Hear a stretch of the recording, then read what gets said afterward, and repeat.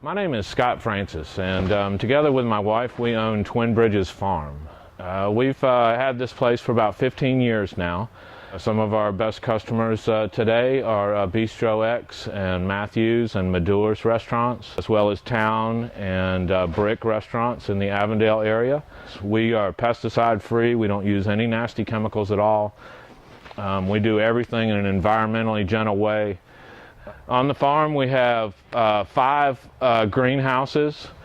One of them is a USDA-funded house that we're doing with a study with them. The idea behind the passive greenhouse is that we can elongate our seasons and grow a wider variety of crops to offer to local markets and to restaurants, all from one farm. The study is a 3-year study, and we're keeping track of how much food we get out of it, what kinds of dirt replacement we have to put back in it. In return, they are going to be giving us the house after the study is over.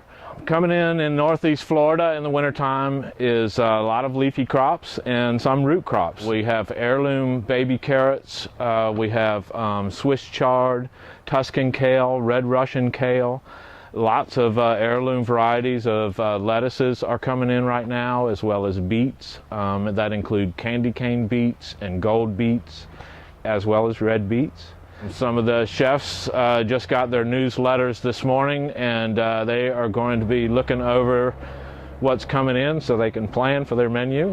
This is a bright light Swiss chard down here. It comes in a lot of different colors, and it's a good cooking green. The restaurants will usually do a braise with that. The best way to do it is to chop up your stalks and wash your leafy greens in stalks, and then when you get a saute pan, put a little bit of olive oil in it. We like to chop up an onion and put that in there, and put your stalks in there with the onion on a medium heat, and 5 minutes later your onion will start to clear. You can throw in your greens. Less than 10 minutes they'll be wilted down and your dish is pretty much done. It's in the olden days they'd throw a piece of fat back in there to flavor it up, but today vegetable stock or some homemade chicken stock would be really good. Just about a quarter cup at the very end would flavor it up nicely, and that's ready to go to the plate. Chef Sam Efron at Taverna Restaurant is the one that uses a lot of our greens. He uses collards and kale and some of the Swiss chard, and I wouldn't be surprised if that very recipe that I gave you came from him. This is Romanesco. It's a cross between cauliflower and broccoli. It actually has a lot of good nutritional value, and you can eat the leaves off of the plant too. Cook them up just like collards. But when we cook the Romanesco at the farm, we just put it on a steamer, no seasonings whatsoever, and steam it until it's nice and tender. We're ready to go. This is some of the different things we're growing in the raised beds at the USDA house. This is a butter crunch style lettuce. It's good for lettuce wraps, which is one of our new favorite things to do with it. It also makes a good, nice, sweet salad lettuce. Yeah, this one is just about ready to pick, and you can see that we've already harvested over here and replanted.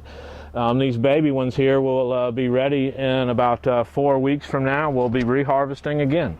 These are some carrots we're picking for a customer in town. They're heirloom varieties. We like to pick them about this size.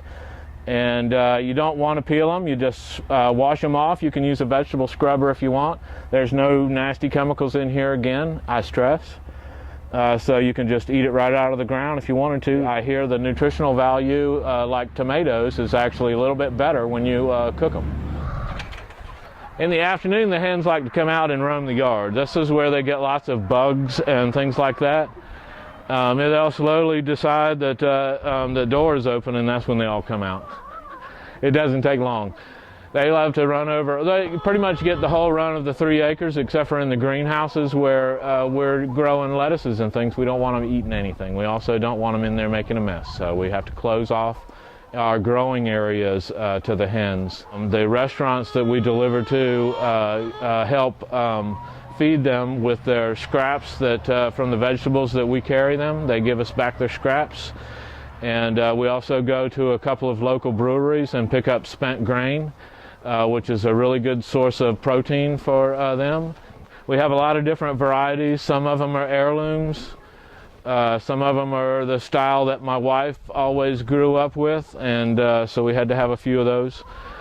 But they lay all different color eggs. We get green eggs, we get brown eggs, greenish blue eggs, we get some white eggs, and various shades of brown. Those are available at both of our markets. On Saturday at Neptune Beach, the Beach's Green Market, and also in Avondale from 1 o'clock until 5 o'clock in front of the Open Road Bicycle Shop. We'll have eggs there also.